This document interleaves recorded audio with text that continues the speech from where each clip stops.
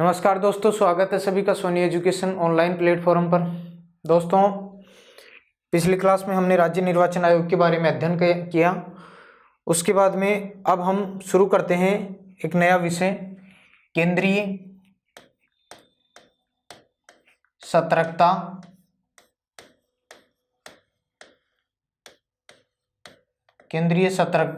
आयोग। केंद्रीय सतर्कता आयोग, इसके बारे में अध्ययन कर लेते हैं। भी इसको सीवीसी कहा जाता है। क्या कहा जाता है? सीवीसी, सेंट्रल विजिलेंस कमीशन, केंद्रीय सतर्कता आयोग। अब देखिए इसके बारे में। 1962 में भ्रष्टाचार पर रोकथाम लगाने हेतु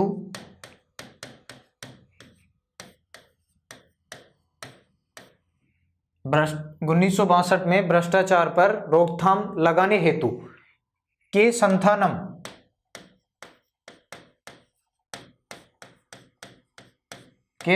के नेतृत्व में एक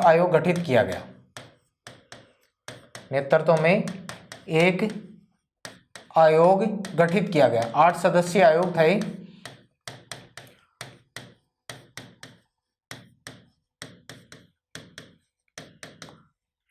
पहली बार भारत में 1962 में भ्रष्टाचार पर रोकथाम लगाने हेतु के संथानम के नेतृत्व में एक आयोग गठित किया गया था।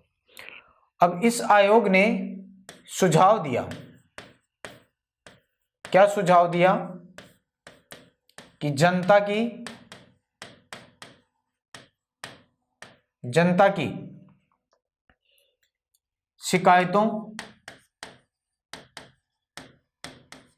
शिकायतों के लिए केंद्रीय स्तर पर एक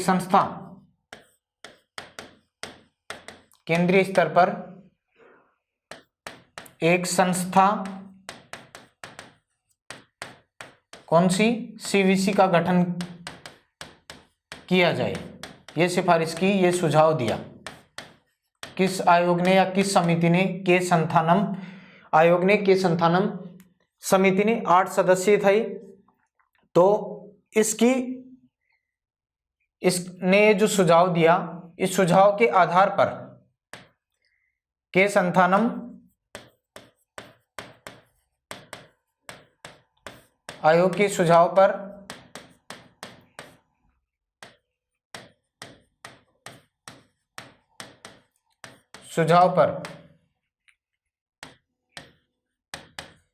कार्यपालिका प्रस्ताव या कहें राष्ट्रपति के आदेश पर, राष्ट्रपति के आदेश से फरवरी 1964 में केंद्रीय सतर्कता आयोग का गठन किया गया। केंद्रीय सतर्कता आयोग का गठन किया गया। यानी सीवीसी का गठन किया गया। केंद्रीय सतर्कता आयोग का गठन कब किया गया भाई? फरवरी 1964 में किया गया था। ये इसकी पृष्ठभूमि है। उसके बाद में आगे क्या हुआ? 1998 में राष्ट्रपति ने एक अध्यादेश जारी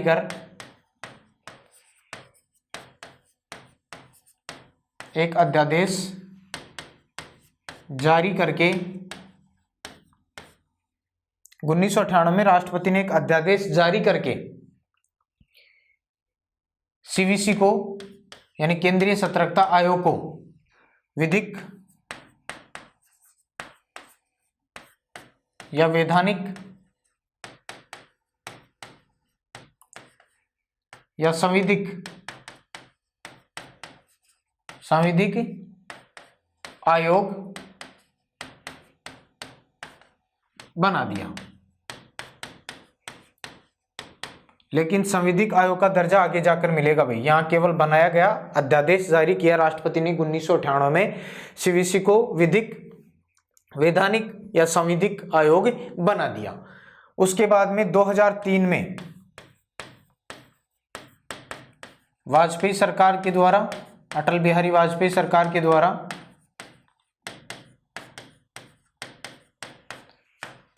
सीवीसी एक्ट 2003 पारित किया गया।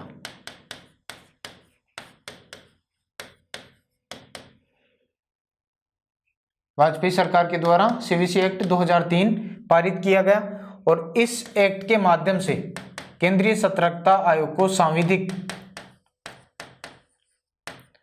सांविधिक दर्जा दिया गया। पहले सांविधिक बनाया गया था, दर्जा कब मिला? तो ये 2003 में ये एक्ट लागू हुआ था भाई, 11 सितंबर 2003 को, ठीक है। और इसके अंतर्गत ही फिर सांविधिक दर्जा दिया गया सीवीसी को, कब? 2003 में। बना दिया गया था 1998 में, लेकिन जो दर्जा वास्तविक मिलना चाहिए था सांविधिक, वो सीवीसी एक्ट 2003 के द्वारा मिला। किसको? केंद्रीय सतर्कता आयोग को। और इस एक्ट के माध्यम से सीवीसी को बहुसदस्यीय संस्था बनाया गया। बहुसदस्यीय संस्था या आयोग बनाया गया।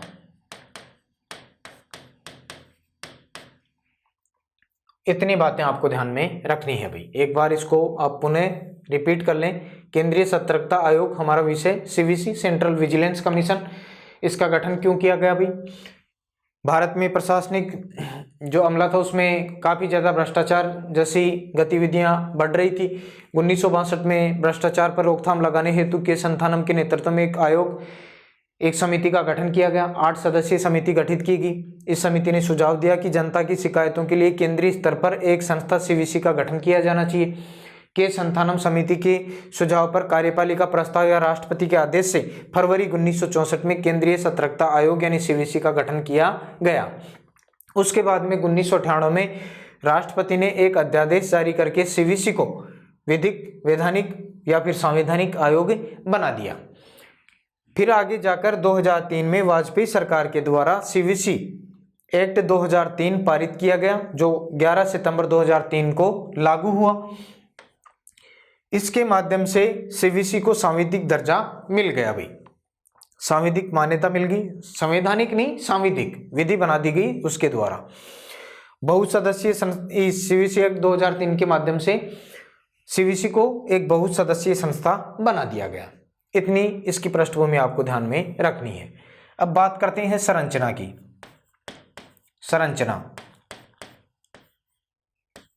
इसकी संरचना किस प्रकार की? तो संरचना में भाई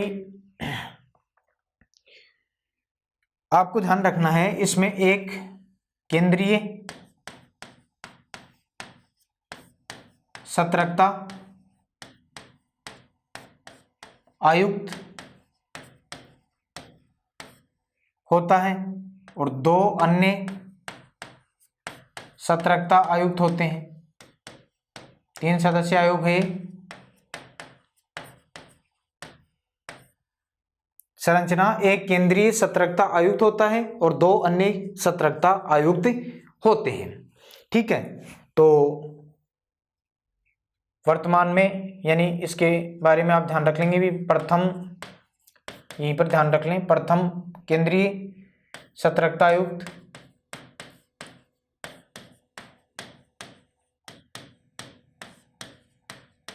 प्रथम केंद्रीय सतर्कता आयुक्त कौन थे भाई? NS राव।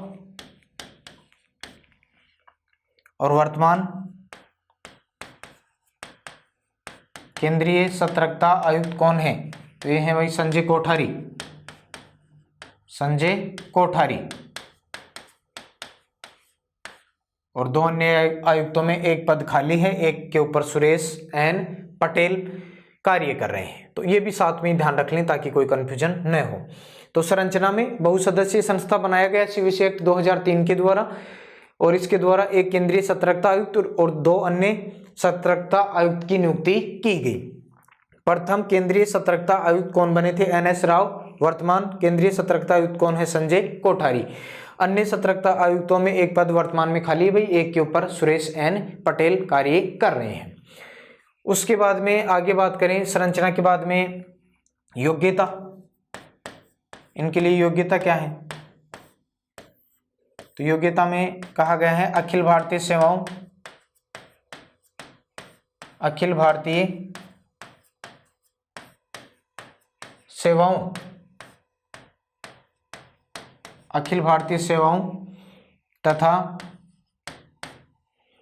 अखिल भारतीय सेवाओं तथा केंद्रीय सेवाओं के, केंद्रीय सेवाओं के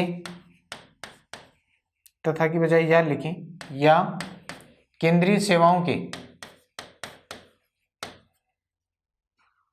अधिकारी की नियुक्ति, अधिकारियों की नियुक्ति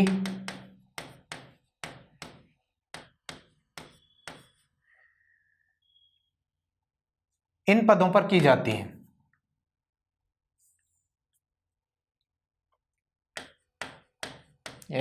ऐसे कह सकते हैं सतर्कता आयुक्तों के रूप में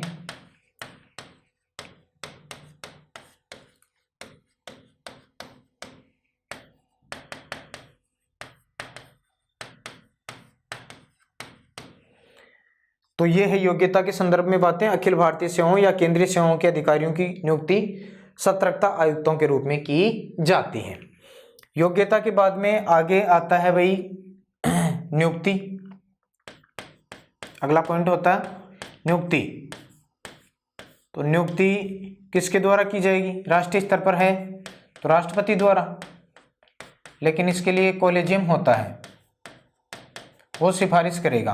राष्ट्रपति के द्वारा नियुक्ति जरूर की जाएगी, लेकिन एक कॉलेजियम या समिति की सिफारिश पर, कॉलेजियम कह दें या उसके स्थान पर आप समिति कह दें, एक ही बात है, कॉलेजियम या समिति की सिफारिश पर।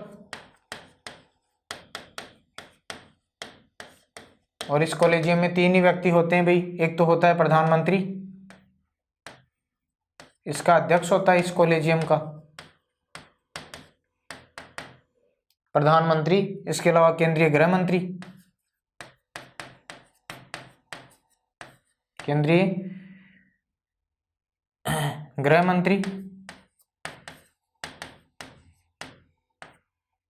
इसके अलावा लोकसभा में विपक्ष का नेता। ये 3 लोग समिति में शामिल होते हैं। और अगर कोई खाली भी हो पद तो उससे कोई फर्क नहीं पड़ता है भाई। इस कॉलेजियम की सिफारिश पर राष्ट्रपति के द्वारा क्या की जाएगी भाई? नियुक्ति की जाएगी केंद्रीय सतर्कता आयुक्त या अन्य सतर्कता आयुक्तों की। आसानी से याद रहने वाली चीजें हैं। नियुक्ति के बाद में आगे आता है कार्यकाल।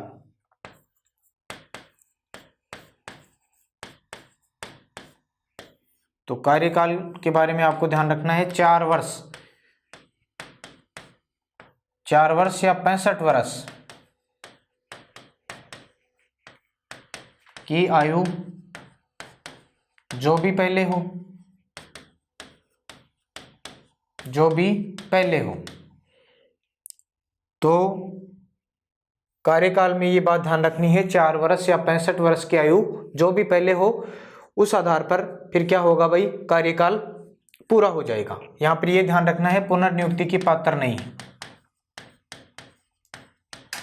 पुनर्नियुक्ति के पात्र नहीं होंगे, पुनर्नियुक्ति के पात्र नहीं होंगे। और कार्यकाल समाप्ति या सेवानिवृत्ति के बाद में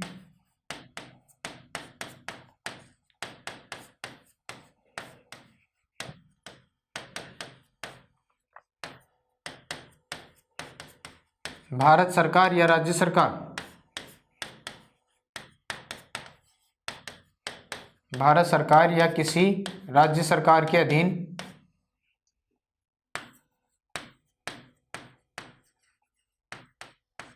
पद नहीं ले सकते,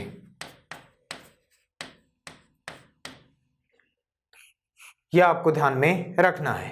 कार्यकाल 4 वर्ष या 65 वर्ष के जो भी पहले हो पुनर्नियुक्ति के पात्र नहीं होंगे, और इसके अलावा कार्यकाल समाप्ति के बाद में भारत सरकार या किसी राज्य सरकार के अधीन पद नहीं ले सकते हैं। कार्यकाल हो गया। वेतन भी देख लें भाई, इनका दर्जा देखें पहले। दर्जा तो केंद्रीय सतर्कता आयुक्त का दर्जा, केंद्रीय सतर्कता आयुक्त का दर्जा, केंद्रीय सतर्कता आयुक्त का दर्जा यूपीएससी के अध्यक्ष के बराबर, संघ लोक सेवा आयोग के अध्यक्ष के बराबर होता है या उसके समान होता है। और अन्य सतर्कता आयुक्तों, अन्य सतर्कता आयुक्तों का दर्जा यूपीएससी के सदस्यों के बराबर या समान। तो इस प्रकार से दर्जा होगा तो वेतन भी भाई इनके समान ही मिलेगा।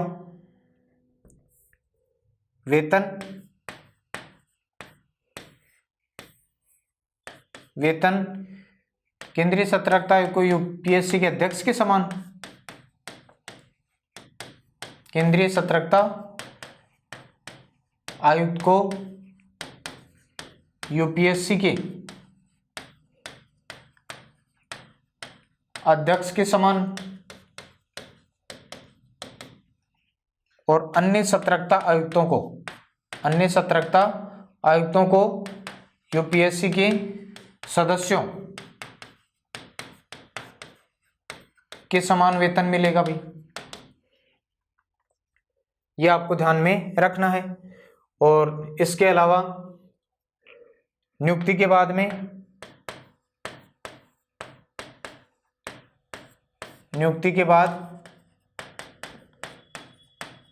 वेतन भत्तों में अलाभकारी परिवर्तन नहीं हो सकता है।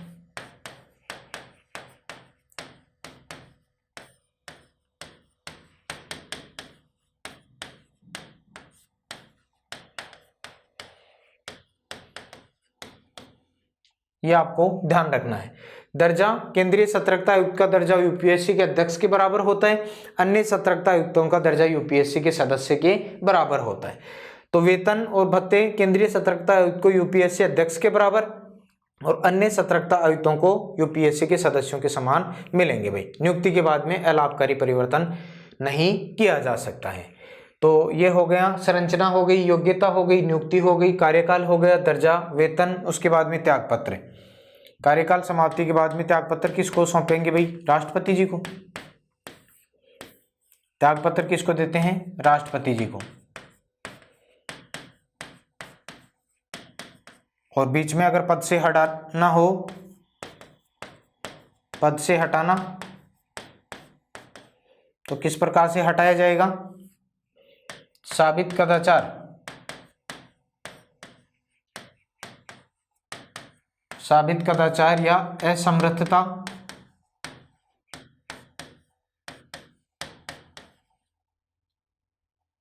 की स्थिति में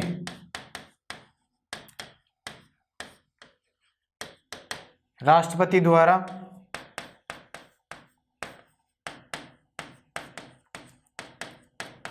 सर्वोच्च न्यायालय की सुप्रीम कोर्ट की जांच के आधार पर हटाया जा सकता है।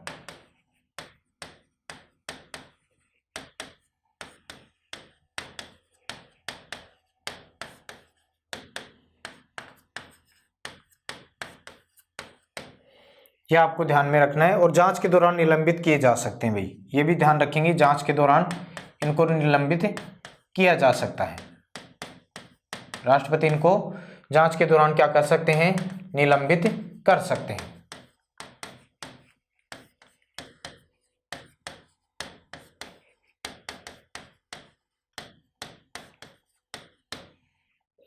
तो ये बातें आपको ध्यान में रखनी है भाई। त्यागपत्र राष्ट्रपति जी को देते हैं, पद से हटाना हो, क्यों हटाया जाएगा? साबित कदाचार या असमर्थता की स्थिति में राष्ट्रपति सुप्रीम कोर्ट से जांच करवाएंगे, जांच में आरोप सही पाए जाते हैं तो राष्ट्रपति हटाने का आदेश जारी करेंगे। जांच के दौरान राष्ट्रपति इनको निलंबित भी कर सकते हैं। ये पद से हटाने की बात हो गई। बात आती है प्रतिवेदन की। प्रतिवेदन, तो केंद्रीय सतर्कता आयोग अपना वार्षिक प्रतिवेदन किसको देता है भाई? राष्ट्रपति को। किसको देंगे? राष्ट्रपति को। और फिर राष्ट्रपति संसद के समक्ष विचार हेतु प्रस्तुत करेगा। संसद के समक्ष विचार हेतु प्रस्तुत करते हैं या करता है। ये प्रतिवेदन से संदर्भ में प्रमुख बातें हो गई। उसके बाद में इसके कार्य, सीवीसी के कार्य क्या हैं? सेंट्रल विजिलेंस कमीशन के क्या कार्य हैं? तो कार्यों के बारे में देखिए भाई। पहली बात,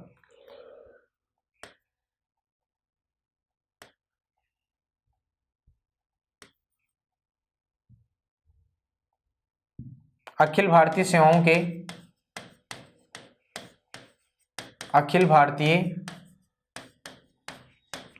के अधिकारियों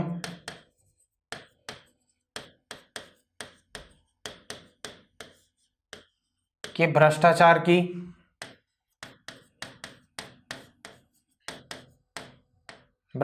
की जांच करना,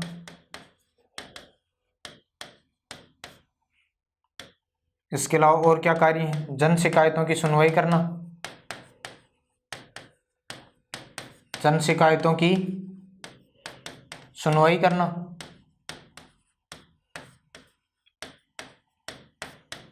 इसके अलावा और क्या है? सीबीआई के कार्यों का अधीक्षण करना, सीबीआई के कार्यों का अधीक्षण करना। इसके अलावा और क्या काम है? तो केंद्रीय सेवाओं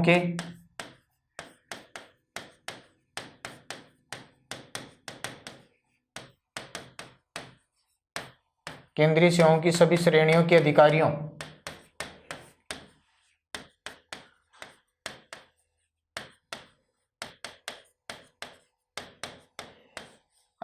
के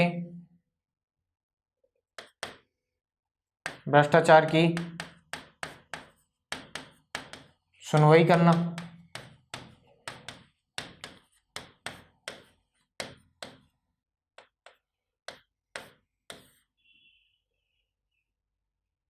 भ्रष्टाचार की शिकायतों की, ये शब्द रह गया भाई, भ्रष्टाचार की शिकायतों की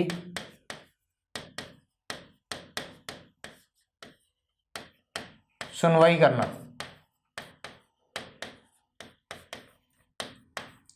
और संसदीय अधिनियमों से स्थापित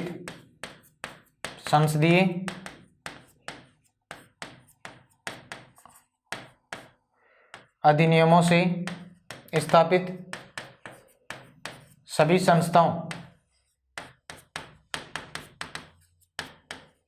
संस्थाओं के अधिकारियों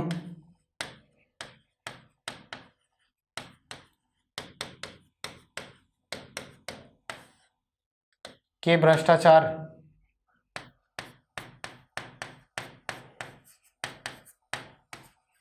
की शिकायतों की सुनवाई करना।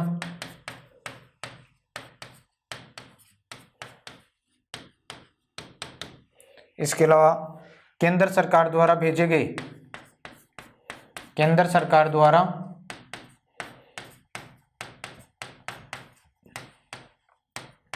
गए संदर्भों की जांच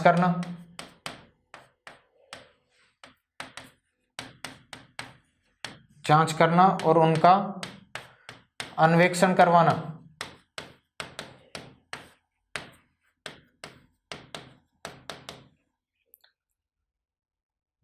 और इसके अलावा व्हिसल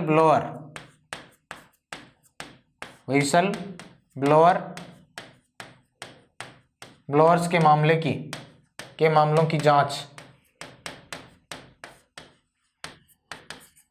जांच करना। तो ये है भाई प्रमुख कार्य। एक बार हम पुनः कहाँ से भाई रिपीट कर लेते हैं।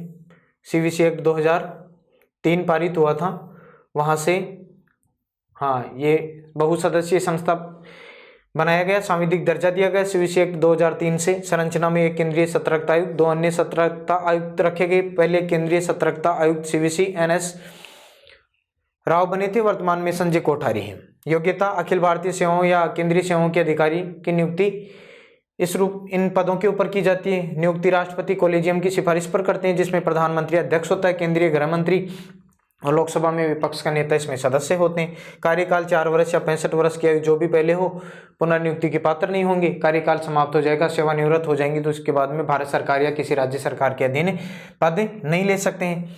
दर्जा जो केंद्रीय सतर्कता आयुक्त होता है उसका यूपीएससी अध्यक्ष के बराबर होता है, अन्य आयुक्तों का दर्जा सदस्यों के बराबर होगा, यूपीएससी के सदस्यों के समान। तो वेतन भी इनके समान ही मिलेगा भाई। नियुक्ति के बाद में अलाभकारी परिवर्तन नहीं किया जा सकता है। त्यागपत्र राष्ट्रपति जी को देते हैं। पद से हटाना हो तो राष्ट्रपति सुप्रीम कोर्ट की जांच के आधार पर इनको पद से हटा सकते हैं। साबित कदाचार या असमर्थता की स्थिति में जांच के दौरान इनको निलंबित किया जा सकता है। प्रतिवेदन राष्ट्रपति जी को देंगे जो संसद के समक्ष विचार हेतु प्रस्तुत करते हैं। सीवीसी के कार्य क्या हैं? अखिल भारतीय सेवाओं के अधिकारियों के भ्रष्टाचार की जांच करना, जन शिकायतों की सुनवाई करना, सीबीआई के कार्यों का अधीक्षण करना, केंद्रीय सेवाओं की सभी श्रेणियों के अधिकारियों के भ्रष्टाचार की शिकायतों की सुनवाई करना, संसदीय अधिनियमों से स्थापित सभी संस्थाओं के अधिकारियों के भ्रष्टाचार की शिकायतों की सुनवाई करना, केंद्र सरकार अगर कोई संदर्भ भेजती है, कोई भी मामला भेजती है तो उसकी जांच अन्वेषण करवाना, व्हिसल ब्लोअर के मामलों की जांच करना, ये सीवीसी का कार्य होता है भाई। इसके बाद में बात करें, ये शब्द आया है एक हमारे सामने व्हिसल ब्लोअर्स, तो इसके बारे में देख लें। व्हिसल ब्लोअर्स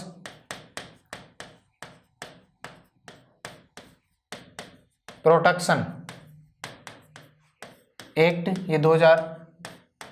ये विधेयक लाया गया था 2011 में।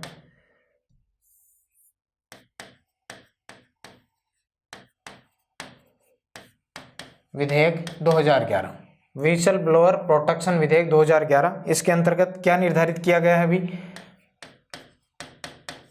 लोकहित में गोपनीय सूचनाओं को प्रकट करने वाले, लोकहित में गोपनीय सूचनाओं को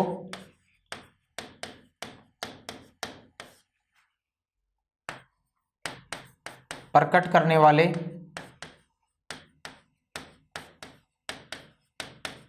व्यक्तियों को संरक्षण दिया गया है। इसके माध्यम से क्या दिया गया है भाई?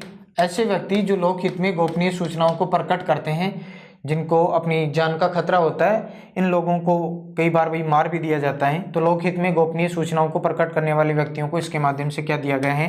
संरक्षण दिया गया है। व्हिसल ब्लोअर्स प्रोटेक्शन विधेयक 2011 आगे जाकर फिर ये पारित होगा।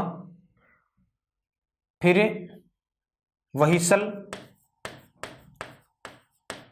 ब्लोअर्स विधेयक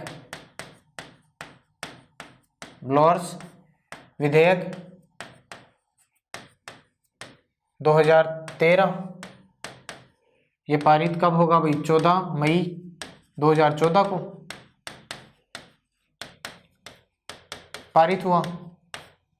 14 मई 2014 को पारित हुआ और इसके अंतर्गत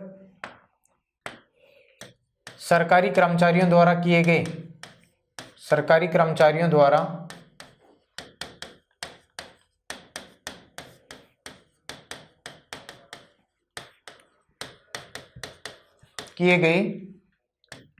भ्रष्टाचार की जांच, सरकारी कर्मचारियों द्वारा किए गए भ्रष्टाचार की जांच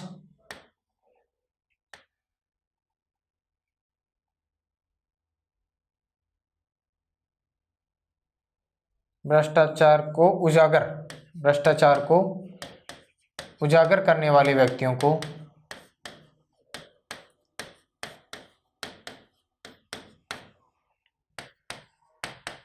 को सुरक्षा देना।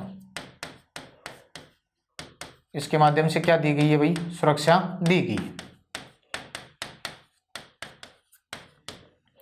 तो व्हीसल ब्लोअर्स विधेयक 2013 14 मई 2014 को पारित हुआ। सरकारी कर्मचारियों द्वारा किए गए भ्रष्टाचार को उजागर करने वाले व्यक्तियों को इसमें सुरक्षा दी गई है। और इस संदर्भ में 2004 से सभी मामले कौन देखता है भाई, सीवीसी देखता है। यानी ये जो मामले हैं वो किसके अंडरटेकिंग में आते हैं, सीवीसी के अंतर्गत ही आते हैं। और सीवीसी द्वारा चलाया गया कैंपेन कौन सा है, सीवीसी द्वारा चलाया गया कैंपेन, उसका नाम है blow your whistle. Blow your whistle CVC द्वारा चलाया गया एक कैंपेन है। सीवीसी का प्रतीक चिन्ह क्या है भाई, सीवीसी का प्रतीक चिन्ह ये बिनोई सरकार ने तैयार किया